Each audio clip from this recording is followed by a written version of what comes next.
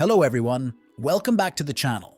To get September Dump Add Yours stickers on Instagram, first open Instagram and now go to search option and search Add Yours Extra without giving the space.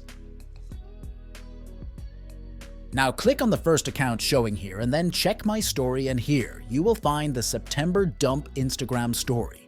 To use it, you just have to click on Add Yours option given in the sticker. After clicking that, your Instagram camera will be switched on. Now just click on Layout and choose one of the photo grid layout from here and then upload photos one by one from your gallery. Now just click on Conform and then set the position of sticker and then click on your story to upload your story, and now you're done. You can also check my highlights if you want to use more stickers. Here you will find all different stickers, and if you want some stickers which is not available here, then just DM me with the request. Thanks for watching. Subscribe my channel and press the bell icon for all latest updates.